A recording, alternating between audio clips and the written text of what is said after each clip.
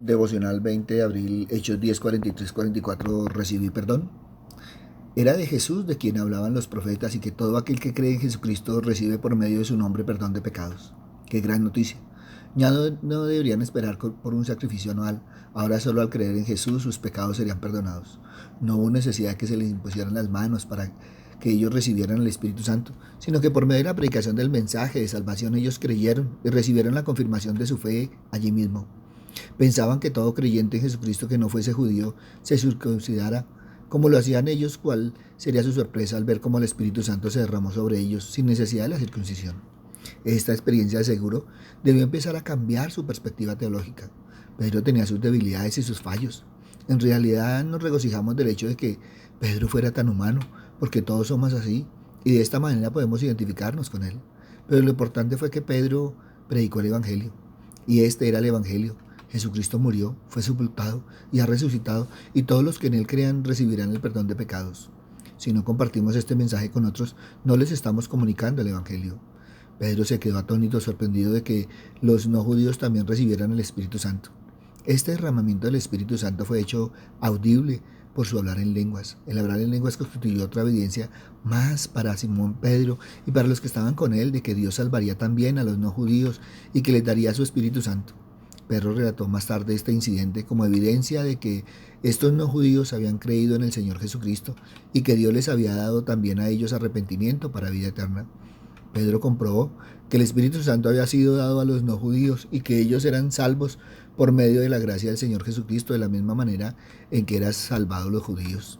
Es difícil para nosotros darnos cuenta de la gran barrera que existía en aquel entonces entre los judíos y la gente de otras naciones. Los judíos de aquellos tiempos simplemente no podían creer que los no judíos iban a ser salvos, aun a pesar del hecho de que el Señor les había dicho que esto sucedería.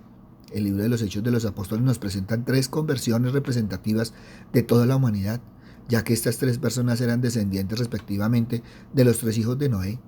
El eunuco etíope era descendiente de Can, Saulo de Tarso era descendiente de Sem y Cornelio era descendiente de Jasef. En cada caso el Espíritu Santo presentó a Cristo, utilizó a un mensajero de Dios como su instrumento y usó la palabra de Dios porque la fe viene al oír la palabra de Dios.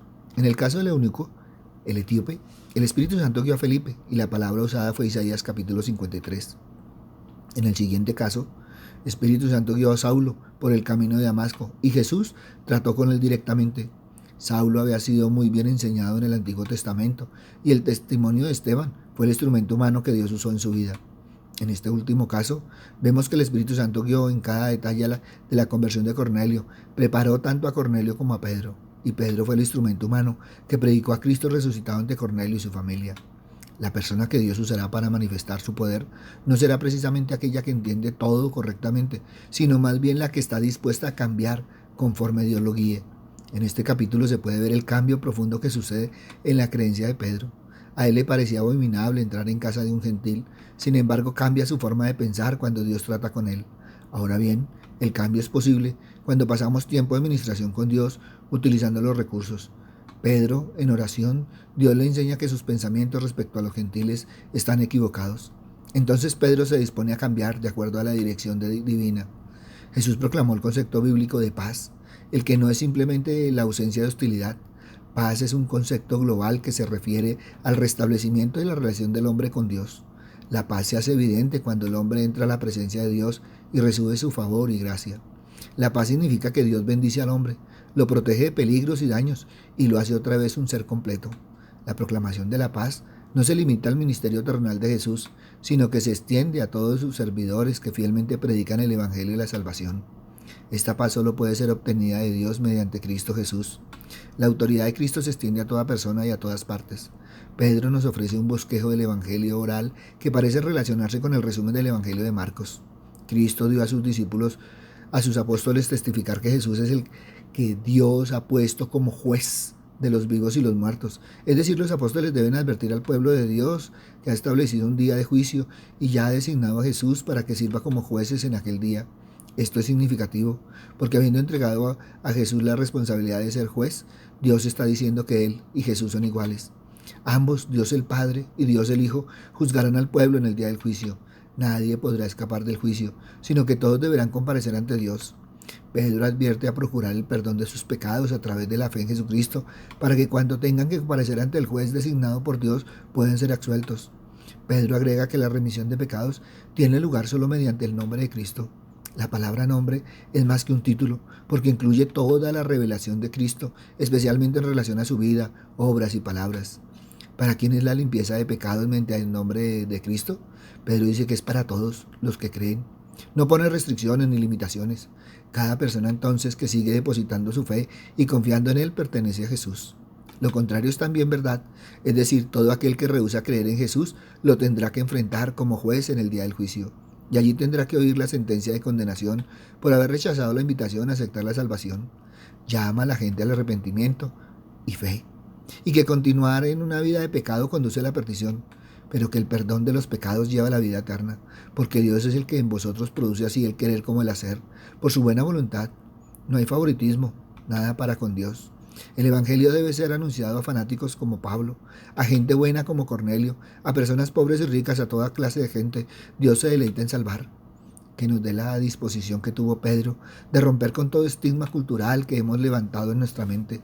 El don del Espíritu Santo es universal, no está restringido para unos pocos en la iglesia. Todo creyente es ungido con el Espíritu Santo, el sacerdocio de los creyentes. El bautismo sigue siendo la señal visible de pertenencia a la iglesia. Es el sello de la obra interna del Espíritu Santo, señal de la justicia que se recibe por medio de la fe. No es una profesión de fe pública. Debemos descansar en el testimonio apostólico del Evangelio para que los corazones sean transformados por el poder del Espíritu Santo. Ante esto, evalúa hoy, ¿recibí perdón? Papito Dios, gracias, Señor Padre misericordioso, porque una y otra vez, Señor Padre amado, nos reconforta, Señor, pero también nos exhorta, Padre misericordioso, a caminar en el Evangelio, Padre Santo.